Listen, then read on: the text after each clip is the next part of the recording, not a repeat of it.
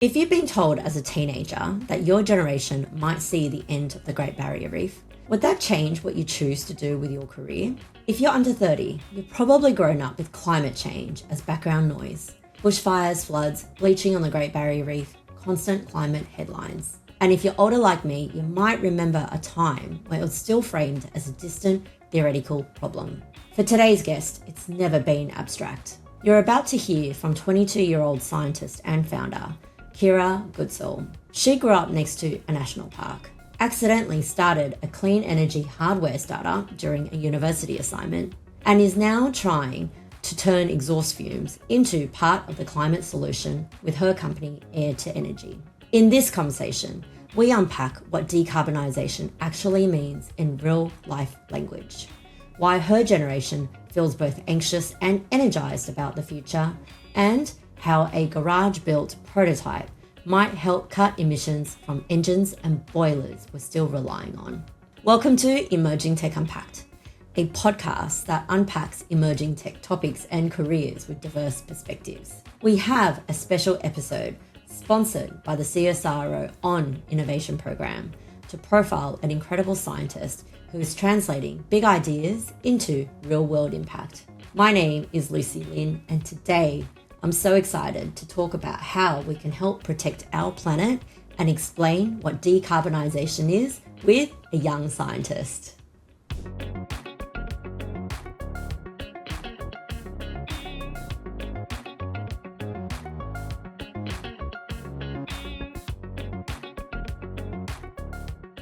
Welcome to Emerging Tech Unpacked podcast. My name is Lucy Lin, and I'm super passionate about education, the future, and what happens to our planet.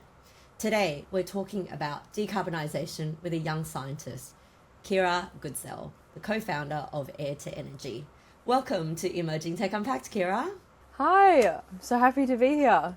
That's so good. So I don't like to label younger people, but if you don't mind me asking, how young are you, Kirah? I am 22. 22. That is such a great age. And you're a little bit younger than the guests that I usually have on the podcast. And so I'm really interested to hear about your perspective, especially how your generation might see the environmental action differently from older generations. And look, I don't want to sound like a boomer here. I'm on the cusp of millennial and Gen X. But yeah, can you tell us a little bit about how you grew up? How do you view the environment? And do you also see any differences between the generation younger than you as well? Of course.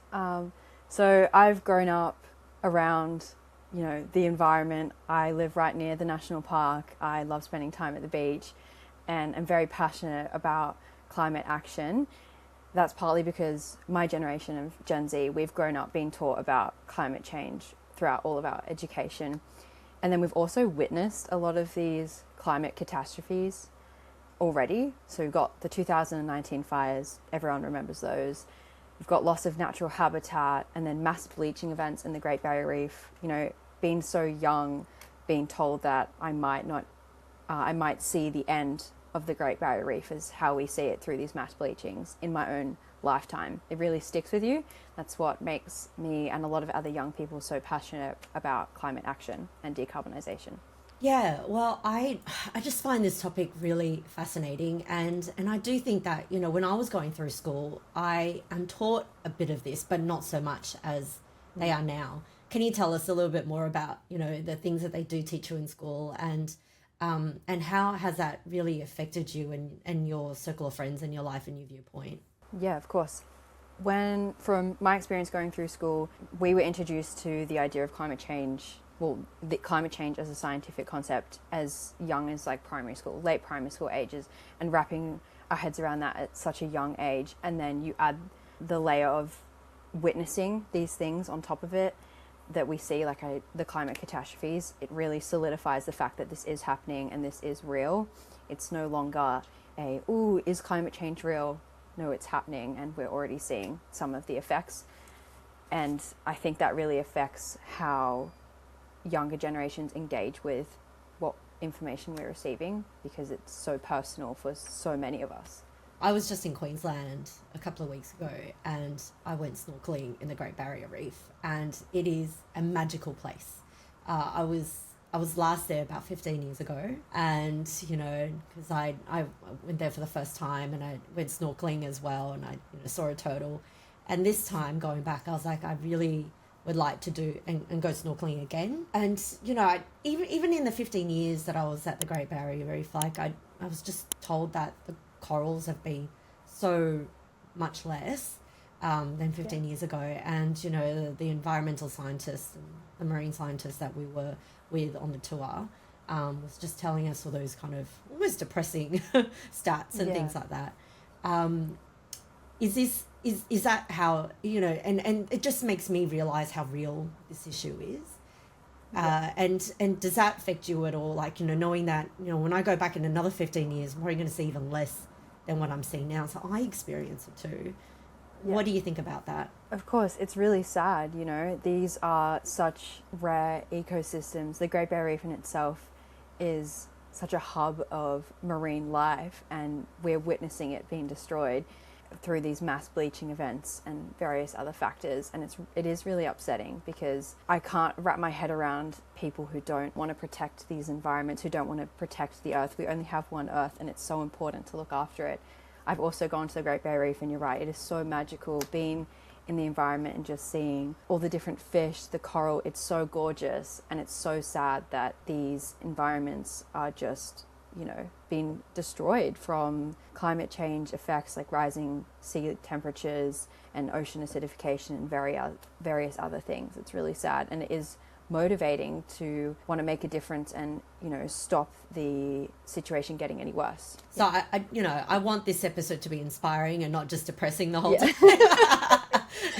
We need to make it, because it is a heavy topic, right? And I am very interested to hear your opinions and viewpoint from that younger perspective. Mm-hmm. Speaking about being a little bit more lighthearted, I'm in Melbourne, and I saw a lot of comedy recently at the Melbourne International Comedy Festival, and one of the shows I saw was about accidents that change history.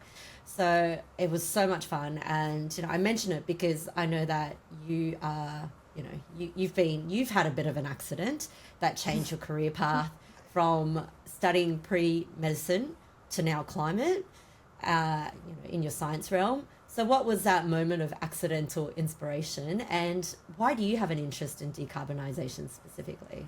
I was planning on going into medicine. I just wanted to do that. Well, I thought I wanted to do that from a very young age. Went to university, was doing pre-med, and I ended up doing this course called the Diploma of Innovation at my uni at UTS, which I did an assignment where you have to solve a problem that you're passionate about. And I can guess you've picked up that I'm quite passionate about climate change. So me and two other people who never met before, we came together and did this assignment, and we got selected for a pitching competition. And then all of a sudden, 2 years down the line, I have a clean energy startup, and I've kind of just stumbled on into it, and it's been great. It's allowed me to hone in on my passion for climate action and decarbonisation.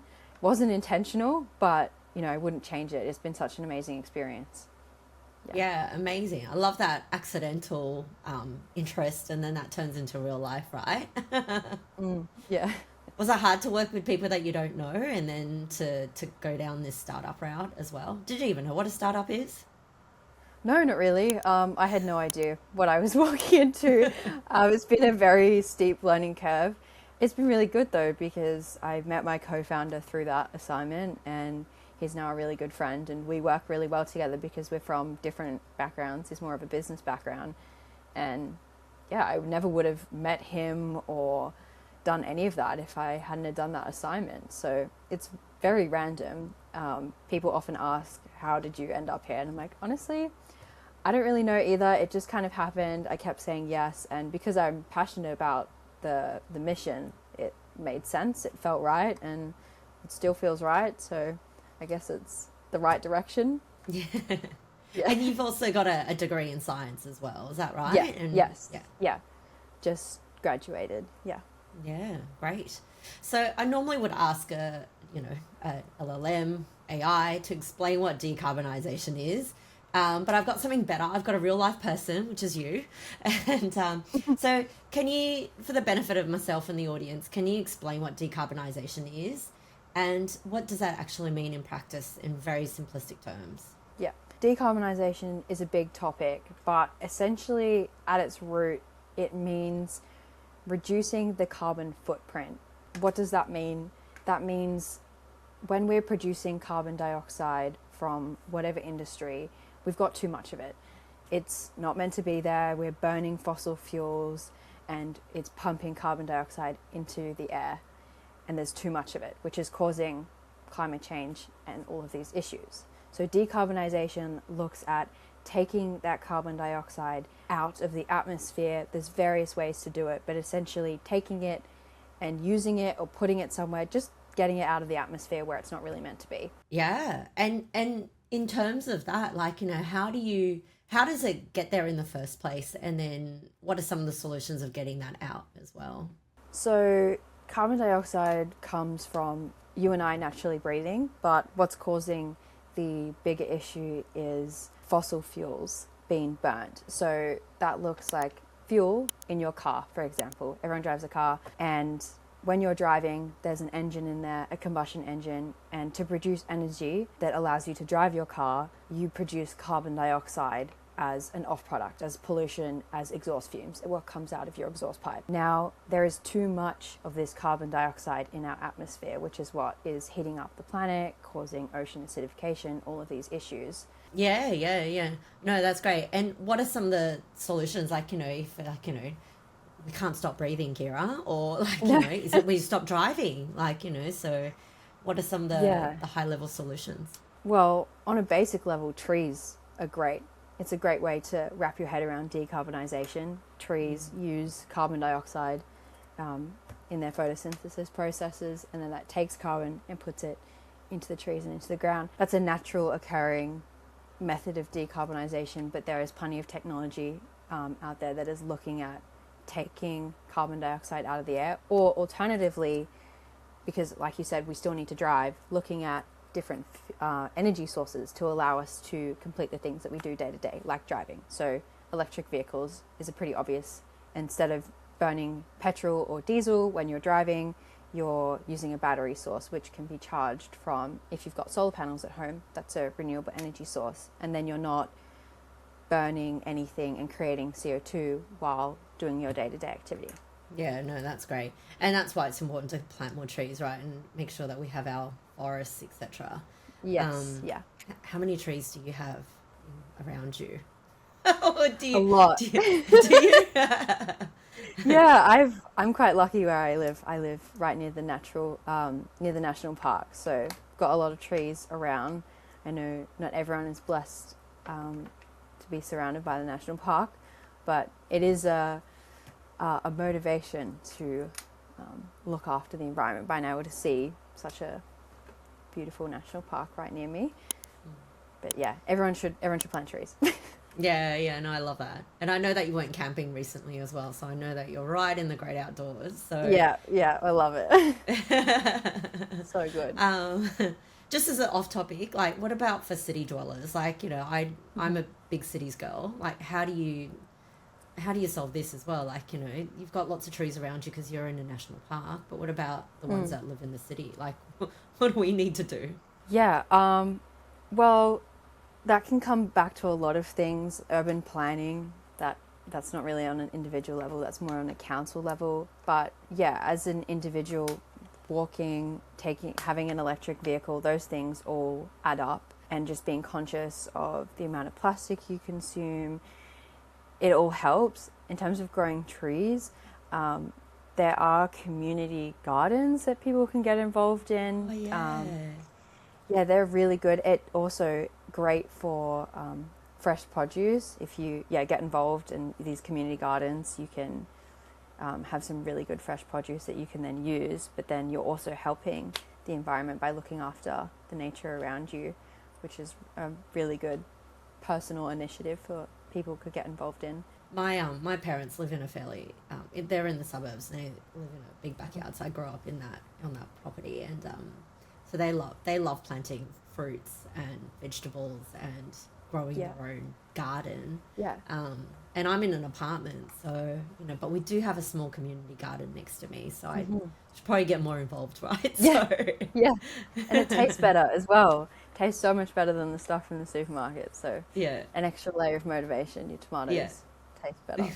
I love that. Can you paint a quick picture of the problem if we actually don't decarbonize? Like, if there's so much carbon dioxide in our environment, you know, in the air, what would that look like?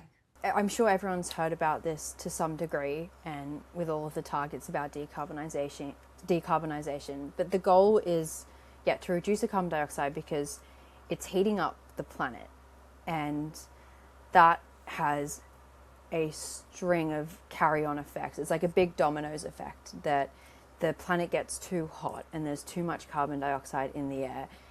In all of history, there has never been this much. Since the Industrial Revolution, we've seen a massive peak, and if you look, you can find graphs on it online, and it is just insane, the rate of carbon dioxide that has been let into the atmosphere. And that basically creates, I kind of like think about it as like a film where it's heating up the earth because the rays from the sun come in and they heat up the planet like it should do, but then those rays can't get back out and it traps it in, and that's what's making the globe so hot. And when I say hot, that's global average temperature. So when we're talking about reducing carbon and all of these goals, it's calculated around a total increase in global average temperature.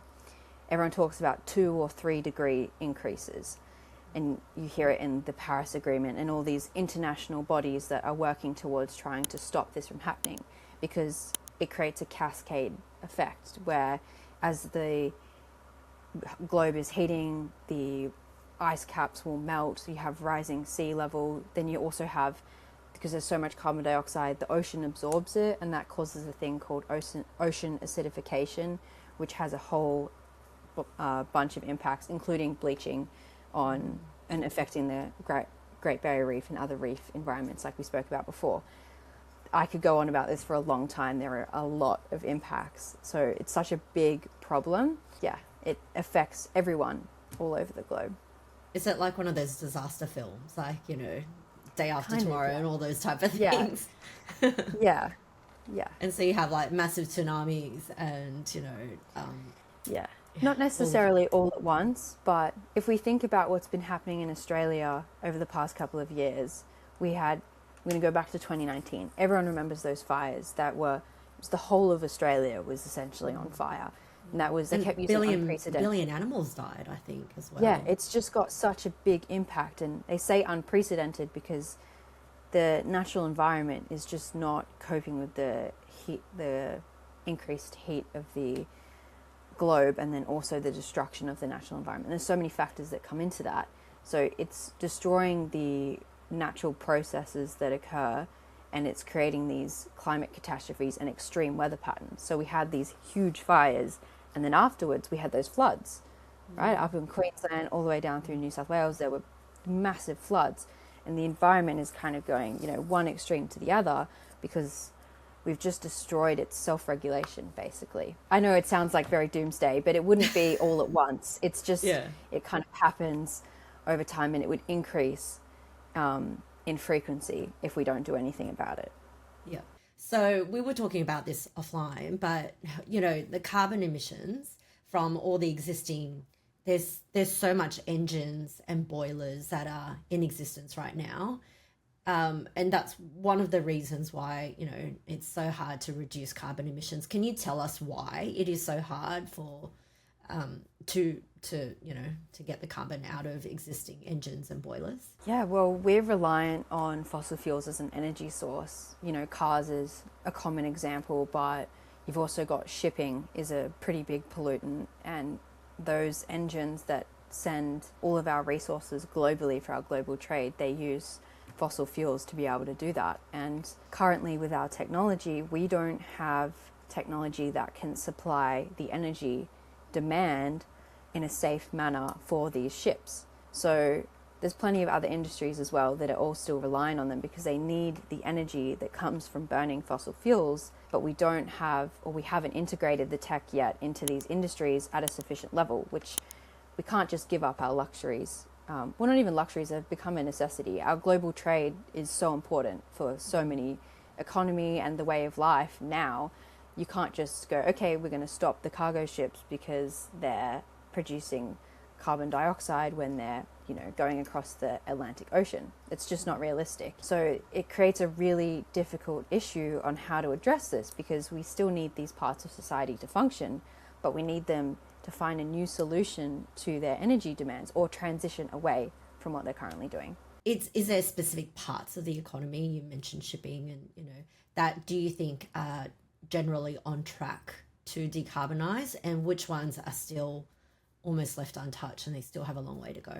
Yeah, like I just mentioned, shipping is one that is really closely tied to fossil fuels because they require a lot of energy to be able to push these massive tankers through the ocean, and we don't have any alternative energy systems that are safe or have enough power capacity at the moment to be able to deliver what that industry needs. But that's not to say that other industries aren't making efforts or are actively decarbonising.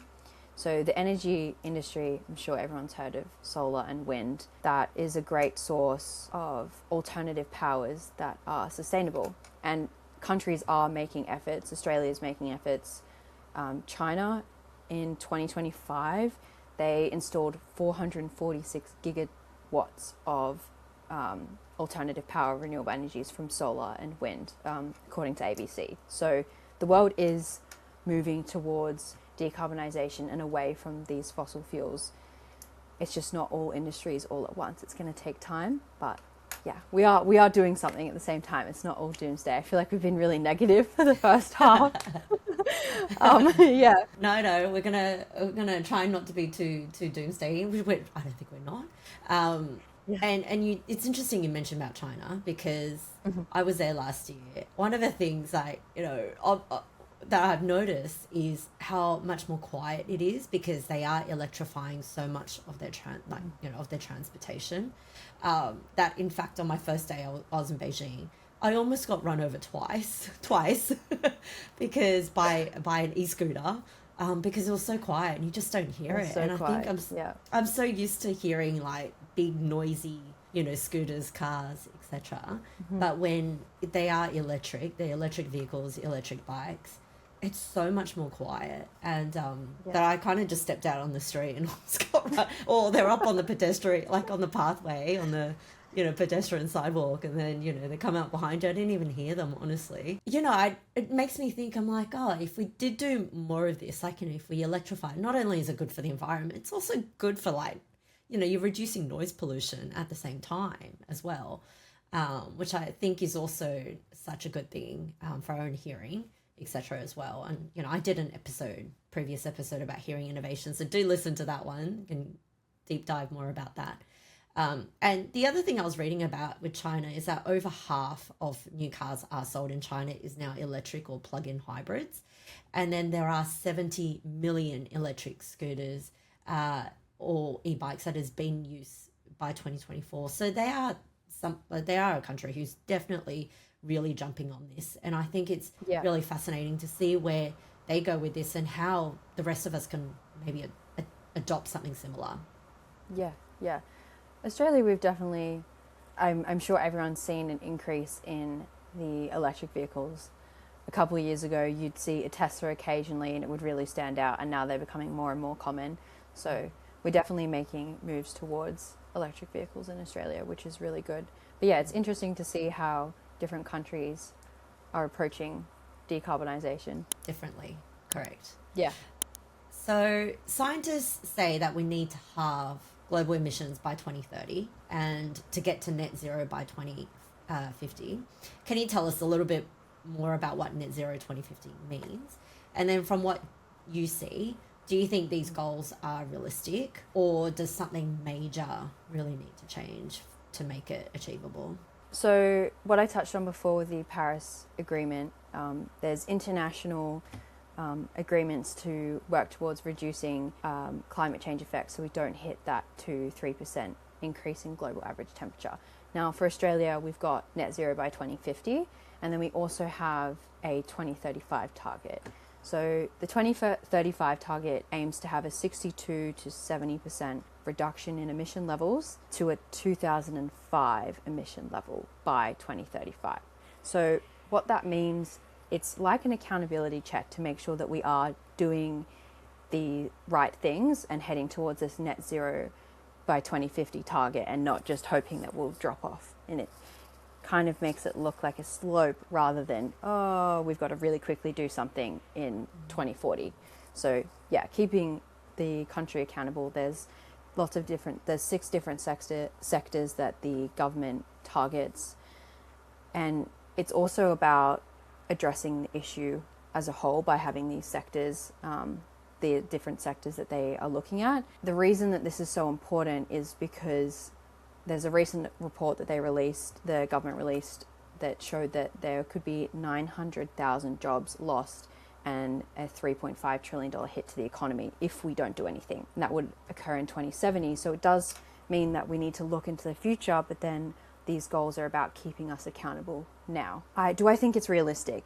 Yes, I do. I think we are making efforts towards it in many different technologies, like we've been talking about in the energy industry with solar and wind. There's plenty of people, plenty of scientists who are looking at decarbonisation and doing some really good work. The issue I see with these goals is that currently the Albanese government, since coming into power, has approved numerous 36 at the moment new or expanded coal, oil or gas developments. So while we do have these targets and we are making efforts, there's investments into decarbonisation and renewable technologies, the current government isn't necessarily a reflection of the work that's been done for this net zero plan, which can be disheartening because so many people are working towards it. So as long as our political actions align with all of the work that people are doing, I totally think that we can achieve net zero by 2050 and avoid all of these big impacts to the economy and the environment.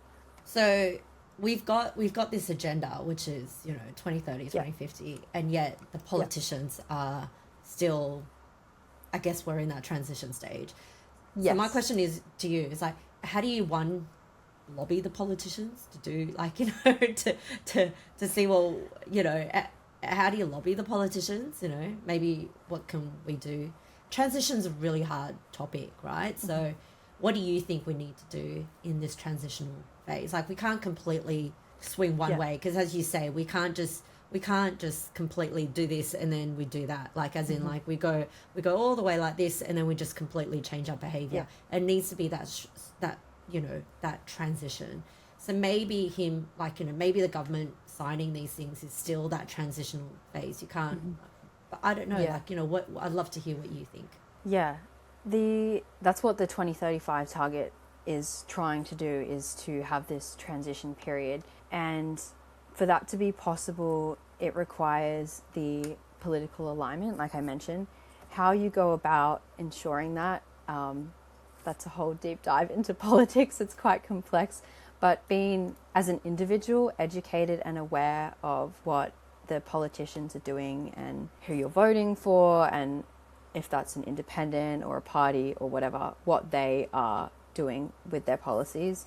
In terms of, as a society as a whole, these transition periods, like you've mentioned, we can't just jump off. It is being conscious as an individual, but then as a whole, investing in renewable technologies and ensuring that, we're not just waiting for the last minute.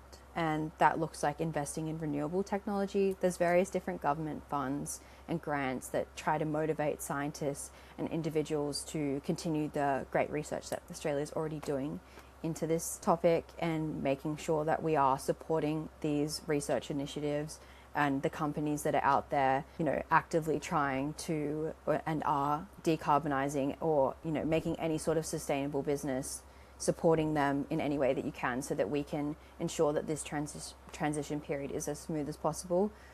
So, yeah. So you think voting is one way? You think funding to research organisations is another? Is there any other ways that we should be considering as well? Yeah, I think that as a listener, those are two things that are probably the most relevant. On a research level, just people making effort to commercialize the research that they're doing, which kind of comes into a few other factors, but making sure that we're getting this research off the bench and into real world and actioning it so that it can make the difference that it's intended to make. That comes into funding, but that's also a whole network support, making sure that we're supporting scientists and, you know, entrepreneurs who are trying to make a difference and getting their technology or their idea or their business out so it can make a difference. Yeah. So investments, I think, is the third big one as well, to make sure that this industry is well supported, you know, from a policy perspective, from a funding perspective, investment and ideas and research, we can get that off the ground. Mm-hmm. So a lot of companies are talking about decarbonisation, which I think is fantastic, but, you know, there's a lot of misconceptions that I'm hearing as well. Can you tell us a little bit more about some of these misconceptions that you hear? And I'll start off with one, which is, you know, I was booking flights last night and you know, there is always that flight emission checkbox that they make you do at the end just before you pay, and then they go, oh, would you like to offset your flight by, you know, paying an extra $10, $20, $50, whatever it is. I always wanted to know if that's a misconception or is that actually doing something, and what other ones have you heard, and I'd love to debunk some other ones too. Yeah, so the flight ones, when you go in and you're offsetting, that's part of a carbon credit scheme. So essentially it means that whoever you're flying with, the airline is buying carbon credits, and that can, I mean, the example that everyone uses, that they use these carbon credits to plant trees. It does mean that investment is working towards an environmentally positive initiative. Doesn't necessarily mean that the airline itself is doing anything to decarbonize or be environmentally conscious. It just means that they're then using that money as a carbon to invest in carbon credits, or buy carbon credits is probably a better term.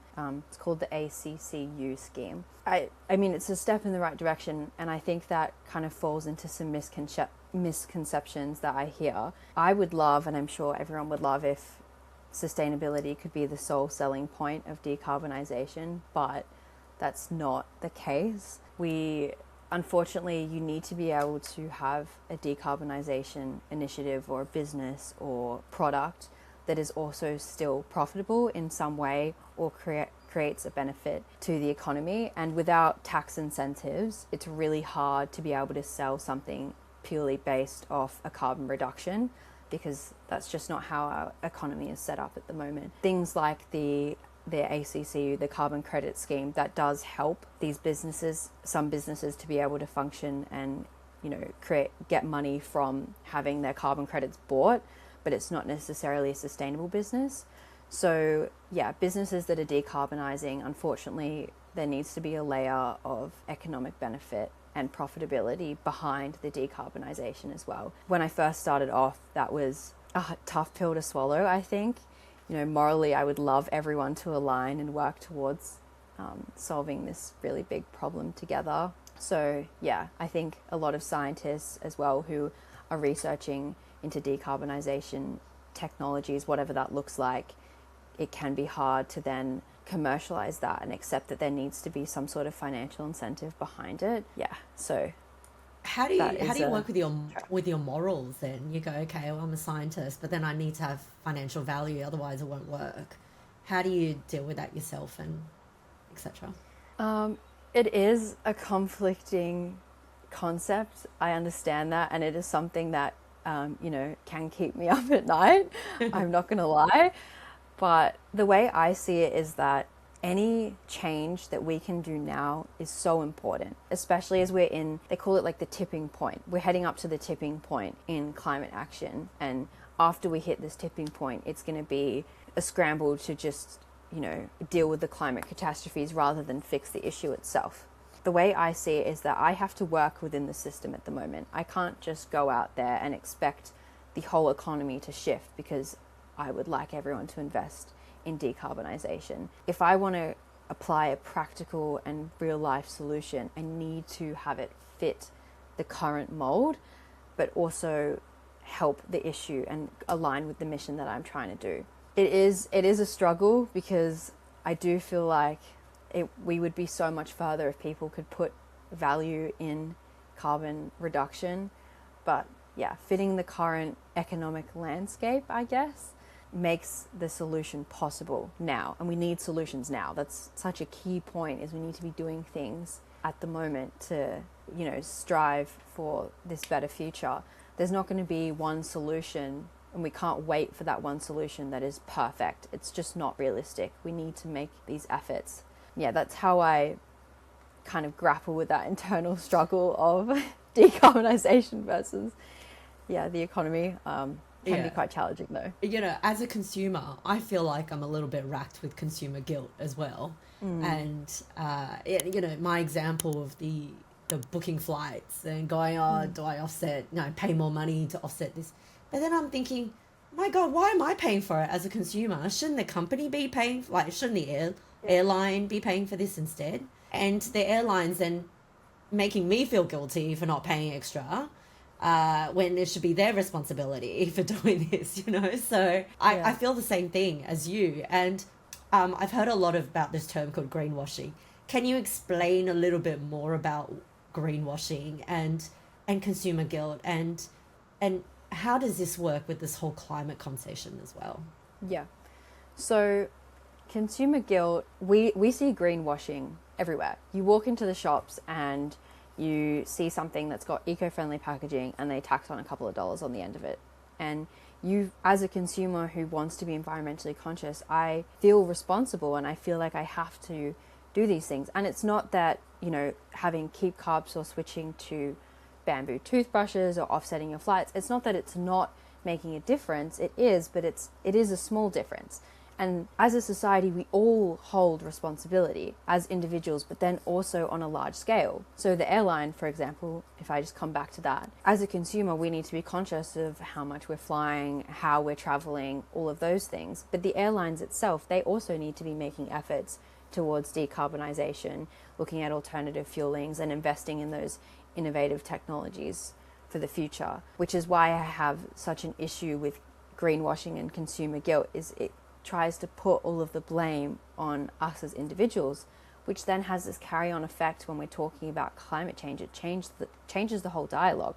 Suddenly people feel almost attacked because they're not perfect. No one is going to be perfect in their being climate conscious and reducing their carbon footprint. We still need to be able to function in society. We can't just, all go off grid and be completely carbon negative and independent. There are some people who are living there are some people who do that in the outback by themselves.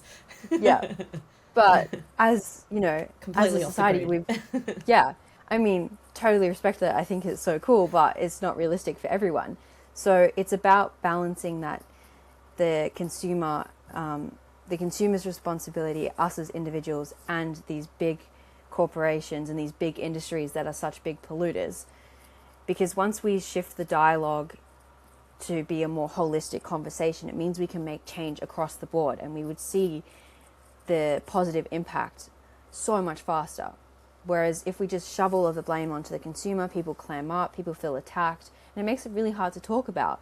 No one wants to feel like they're solely responsible for, the Great Barrier Reef being bleached, like what we've talked about before. It's everyone wants to protect the earth that we're on, and it's everyone's responsibility. So, yeah, it is a difficult topic to grapple with, but I think having conversations like what we're doing today is so important because it opens up the dialogue so that we can address all levels of the issue. Yeah. No, I love that. And I can hear you're very passionate, which is fantastic. Go, Kirah, go. Yeah. I see a lot of greenwashing as well. Like you go to any supermarket and you just go, oh my God, the labels. It's just, I've come from marketing, so I do think that part of it is to be blamed. The labels, the glossiness, the emotive language that they use, and then you go scratch a little bit under the surface, and I'm like, I don't think this is helping the environment or the planet at all. These are all just false words. And I get a bit frustrated with greenwashing, and especially with consumer guilt as well. Like, and I'm just thinking, well, okay, so I can do a bit as a consumer myself, but then big business will also need to step up and assist as well. So exactly. I think we both need to be responsible and be responsible consumers by the end of the day, and a responsible society at the end of the day, I think as well. Exactly. Everyone's responsible. I'm going to talk a bit about your startup, your accidental startup. It's called Air to Energy.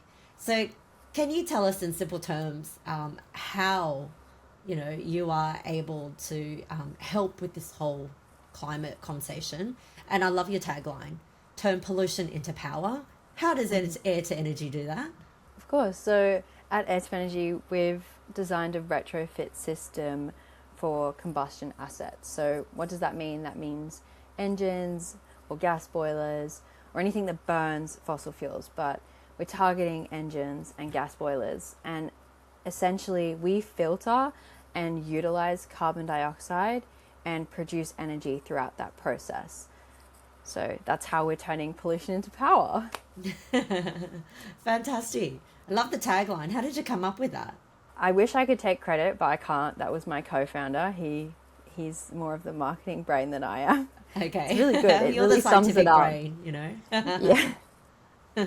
So what makes this approach, capturing CO2 directly from exhaust, different from other carbon capture startups that you've seen? Yeah. Can you tell us the difference? So there's different types of carbon capture, just as a starting point. There's point source carbon capture, which is capturing CO2 from the pollution source itself. And then there's direct air capture, which looks at capturing the pollution just from the atmosphere. So we fall under the point source carbon capture area. There's plenty of other startups who are looking at it, people who are looking at turning carbon into usable materials. But what we're focused on is energy efficiency. So like I said, we attach to the exhaust system of engines, for example.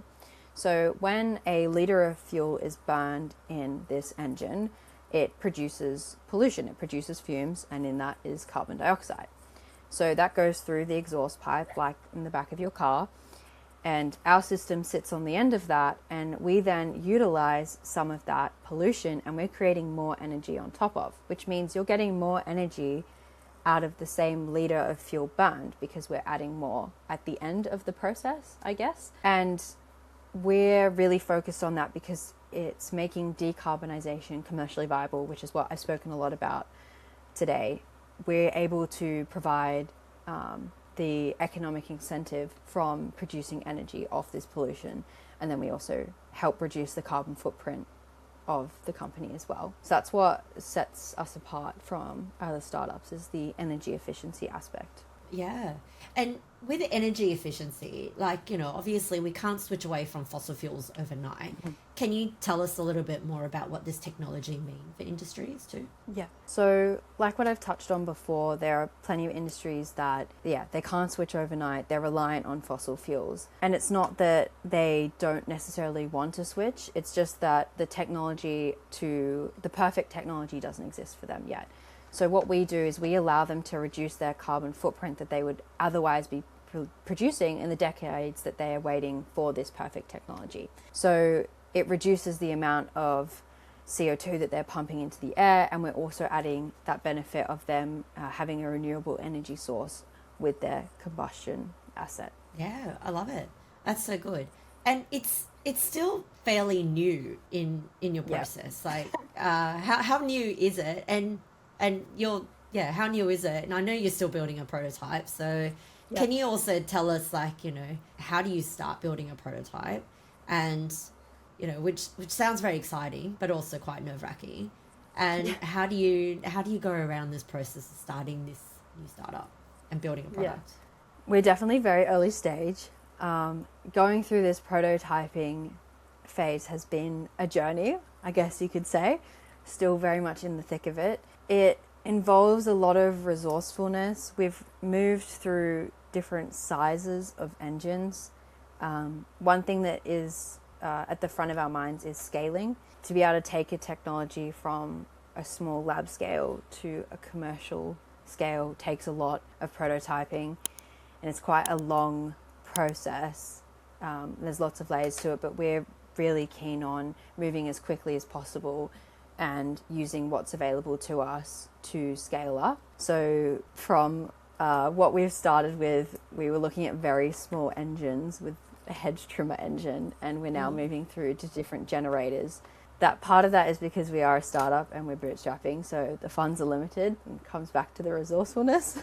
We have to use what's available, but then also thinking about how we need to look at these emission profiles and, you know, make sure our tech can scale up to size and be commercially viable.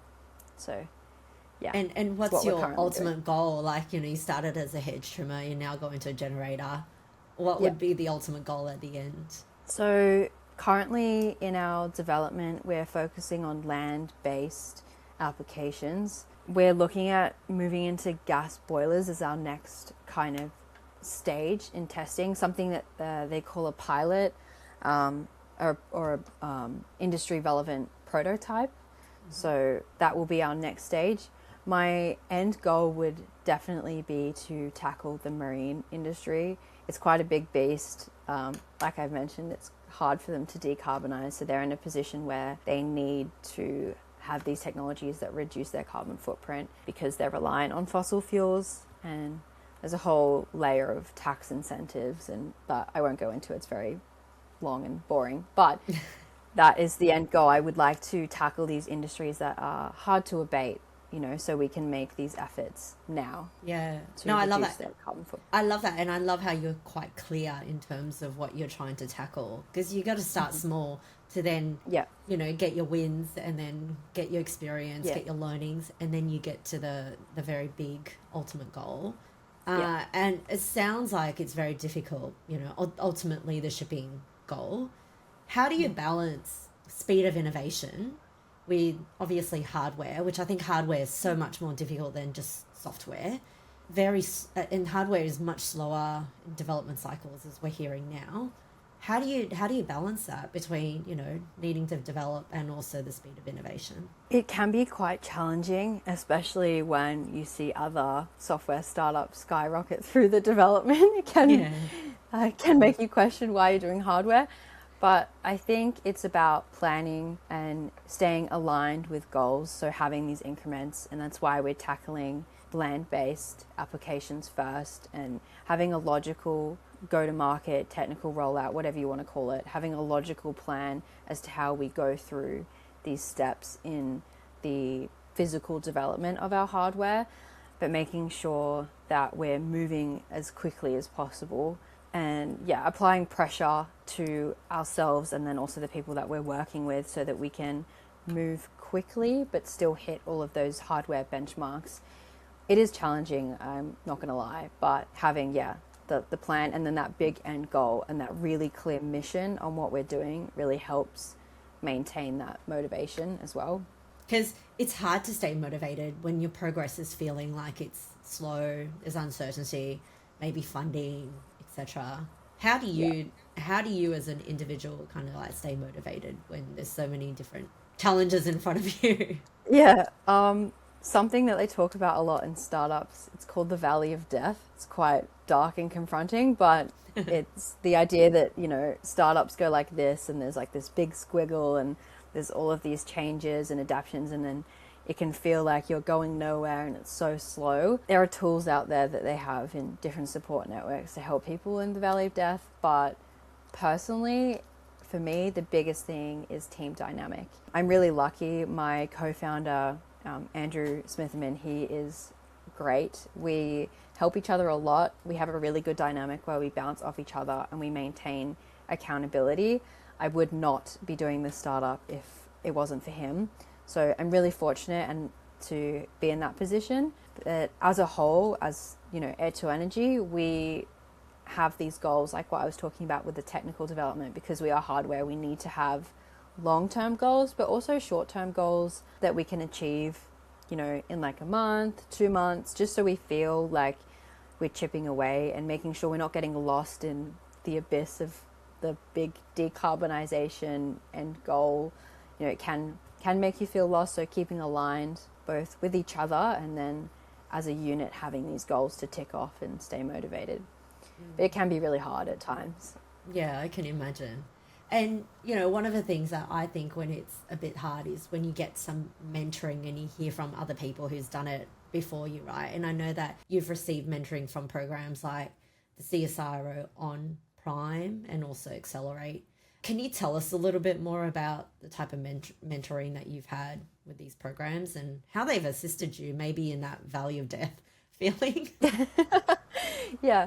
CSIRO on Prime is a program I did last year, and that was great. You work more as a team with the cohort, and you're looking at, you know, industry discovery conversations and building up skill bases to help you commercialize. And then the Accelerate program is what I'm doing at the moment, and it's great. We have a coach who's been designated to us who aligns with our startup and what we're doing, and we have these level up. They're called level ups, where you go to, we meet as a collective. So there's 10 people in the cohort and everyone talks about what they've done, and that helps, and you share and you network and you meet people who are a little bit ahead of you in the journey, like what you're saying with other startups, seeing what they're doing to kind of, I guess, model and look at as a point of inspiration. And then yeah, the one-on-one mentoring and the coaches that they have, they've all been through it many times. Most of them have got several startups, so they kind of help you try and avoid the valley of death as much as possible. Yeah, so it's really good. And we meet with them like twice a week, the coach, so really, really strong support network from CSIRO. It's really good. Yeah. And you've mentioned to me previously when we're having a conversation that you've actually changed your strategy. I think previously you were going straight to the marine sector and you were like, got to solve that. But how has these, you know, CSIRO on programs helped you kind of like map out your direction? Yeah, during the Accelerate program at the beginning of this year, we realized that we needed to pivot our go-to-market strategy, which is what I spoke to you about before. And that's now how we have this plan of doing land-based applications instead of just jumping into the marine industry, because the coaches who've been through it before were like, this is really hard for you to do, and there would be a lot of barriers, red tape around making that possible, whereas helping us plan a more realistic go-to-market and adoption has been a really big part of the program. It's really positive, and that caused us to pivot in our current target market. Yeah. And do you feel like this is a better strategy? Like you got to land first and then you got to marine afterwards? 100%. I sleep so much better at night now. It feels a lot more achievable. We went through the pivot earlier this year, and it was quite stressful at the time, but now that we're kind of out of the thick of it, I can see in the long term it just makes so much sense. But when you're so passionate about what you're doing and you're so in your startup and in your tech, it's really hard to see it from any other perspective but your own, which is why, the CSIRO has been so important, because they bring in all of this knowledge base and all this external perspective, kind of forces you to sit back and take in what they're saying, and then you go, aha, I kind of realize what they're talking about, and maybe I should readdress our go-to-market. So yeah. Well, now Kirah, you know, you've got lots of learnings yourself, and you're actually at the intersection of science, climate, and entrepreneurship. If you were talking to other, you know, aspiring young scientists, what would you tell them now in that intersection that you're in? It can be challenging. Entrepreneurship is brutal, but it's really important to have this support network of all areas. So having people who are from a technical and scientific background, and then also in entrepreneurship as well, to give you a more balanced approach. And then having a really clear mission, a non-negotiable, this is what I'm doing and this is why I'm doing it, is so important to be able to stay motivated. I think that carries across science and entrepreneurship, understanding what you're researching and why it's so important to you, and, you know, the bigger picture. I think that's really important for young people entering into the space. Yeah, having a support network and a really clear goal. Yeah, I think so too. And especially working on something like, decarbonisation, climate, there are so many different viewpoints about this topic, and it's very difficult. I think the people who follow science pretty closely, they may feel a bit torn, like, the data is so scary, progress is too slow, but I think giving up what you're doing would be a terrible outcome. So I'm really glad that you're fighting the good fight, but I also think there's a bit of tension, isn't there, between hope and realism within this whole climate discourse. I'd love to hear, as a young scientist, how do you stay honest about the scale of the challenge without falling into, kind of like doomsday, false optimism?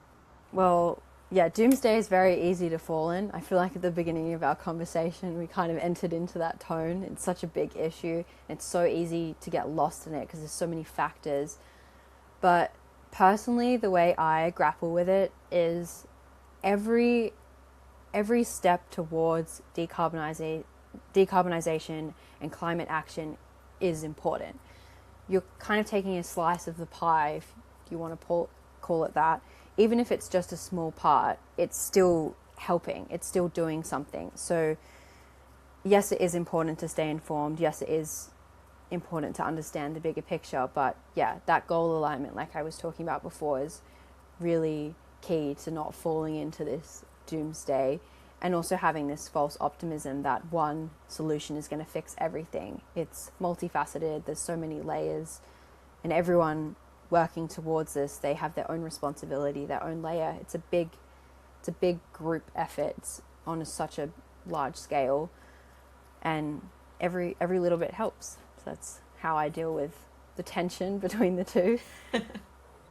Yeah, and as you say, it takes steps to get to where you are, and I think that's how you can overcome that too. It takes your steps, and you got to be hopeful. I like to think in this world, whilst there's a bit of craziness around us at the moment, we have to be hopeful at the end of the day. I'd like to get back to you, and I'd love to talk about skills, and to talk about careers and the future skills that we need. And we're going to do this as quick fire, short rounds, and about the skills you need as a young scientist working on climate. So, Kirah, what are the 3 to 5 most important future skills would you need as a young scientist to be successful, in your opinion? So a key one is transdisciplinary work. That's a term that's currently going around. Being able to work between different sectors and understand different perspectives to be able to work towards a common goal. That's really important, especially as the new era that we're entering into with the shift in the workforce and what that's going to look like.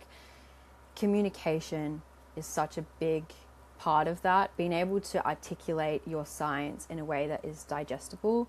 There's a lot of misconceptions and distrust within science and then the general public because people can't understand a lot of the scientific work across all fields. So understanding how to communicate and articulate your research in common language, I guess. I think that's really important. And again, having a clear goal and a clear passion that just helps you push through what you're doing when you're going through some difficult, if there's any difficult hiccups in your research, a lab doesn't go well or whatever, having those alignments in a bigger picture. Yeah, I love that. I love how you go, okay, I'm going to be very clear about what I'm trying to do, so that will keep you motivated. And then you need to have the communication skills to be able to talk about your science, because there's a lot of scientists that I have heard from, and I have no idea what they're saying most of the time, so it's very important. And me too. What was that first one? Transdisciplinary. Oh, so, okay. Yeah, working across different sectors. Yeah. Nice. Collaboration. I love it. Fantastic. Can you share one underrated and unexpected skill that's proven valuable in your career or studies, and let us know why that was important to you? I think my ability to talk to people has been something that has gotten me a long way, especially in the startup world. That's really important. My high school teachers wouldn't have necessarily agreed with that. It was something that, Kirah's a great student, but she talks a lot. It's a skill that has gotten me a lot of places. So yeah, I think it's quite interesting how something that when you're younger may not be seen as a strength can turn into something that's really positive. Yeah. So. And why would your teacher say that? Is it because you were just talking over her all the time, or just talking nonstop and you really were chatty disrupting class? Yeah, a little bit. I'm good at multitasking, so I can write and do work while talking, which high school teachers don't like. Yeah. Okay. But worked out in the end. Oh, look at you. Now you can multitask being a startup founder and, study and also, talk at the same time. So talk on a podcast at the same time. Exactly. Give me a skill prediction. What single skill do you think will increase in value and why? Human connection is going to become so important. We're entering into this age where AI is entering into the workforce with us, and what that's going to look like, we don't necessarily know. But as things become more and more automated, it's so important to be able to create those human connections to address problems, to work together for whatever reason. It's really key in the workplace and also as individuals. Yeah. I mean, there's been a lot of talk about loneliness. Do you hear that a lot from younger people and saying, you grew up with the computer age? Like, I was still running around outside when I was younger, and then I got my first laptop in 1997. I don't know if you were even born then, but you know what I mean? That, and so can you tell us, you grew up with computers, how does that human connection versus computers, and how does that, work in your life? Yeah, there's a lot of people who struggle with it. And it's so easy to understand why. It's so convenient to just text people, social media. You send someone a quick Snapchat, whatever that is the current social media that people are using. But it does take away that human connection. We kind of spoke about this before, but getting away from the screens can be so good for you. Getting away from the reception, having no Wi-Fi, and just having to sit with yourself and whoever you're with and be fully present. Having that constant ability to tap into whatever network, it does kind of remove that human connection. We're such social creatures, we need to be surrounded with people, but we can't get that connection over the screen. Meeting with someone in person, there's all this added layer of body language and all these other signals that we get, and also just being able to sit around and laugh with people. It's so important. And yeah, a lot of people can struggle with it, especially over COVID and all of that, when everyone was forced to be isolated. It was, can be quite challenging. And especially when you're in those formative years as well, when you're meant to be making those social connections, it's so hard to make that over a screen. It's really challenging. So yeah, it definitely affects the younger generation. Yeah. You were studying during COVID as well. What was that like? Yeah. Was it difficult, and did it change your perception in terms of how you studied your social circles? Because I made my very lifelong friends first year of uni, but we were going out clubbing, drinking, playing pool, Yeah.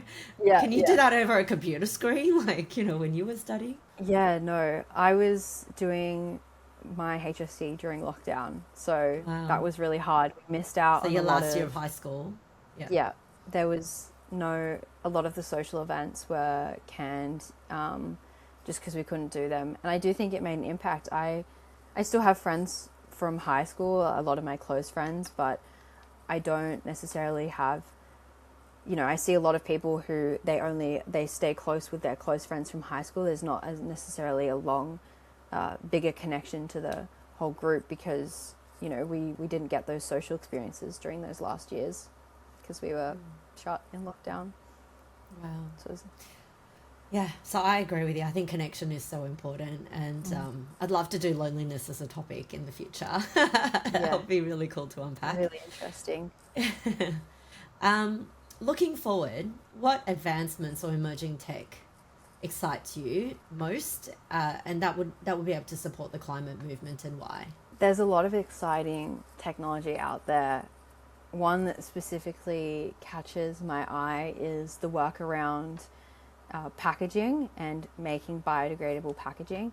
There's a startup biotech company called Zero Circle. There are a few others out there that are doing something similar, but they've essentially created packaging from seaweed that is biodegradable. And I think that's so exciting because plastic is everywhere and it does have a use. You know, it's so important in food packaging and in hospitals for sterile equipment packaging. There's so many applications for plastic that are essential. But if we could switch that for something that is biodegradable at the end of its life, that would have such a positive impact on the environment. And I get really excited about that tech. So, yeah. Yeah. And so does this mean that this is a biodegradable product that is also sterile and okay for food, okay for hospitals as well? Yeah. I'm not sure about hospitals, but I know they're looking at it for food packaging, this specific company, which is quite exciting because there's so much plastic in food packaging. So it would be really great if they could get that up and running, keeping an eye on them. Yeah, amazing.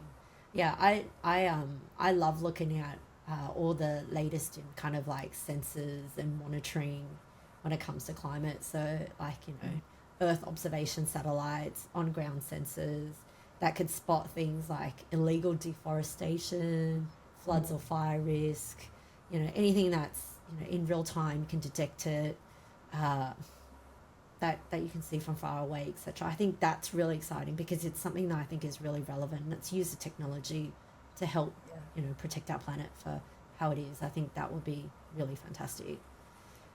If a listener wants to take incremental climate action, what's one practical step you would recommend that they start with today? One practical step.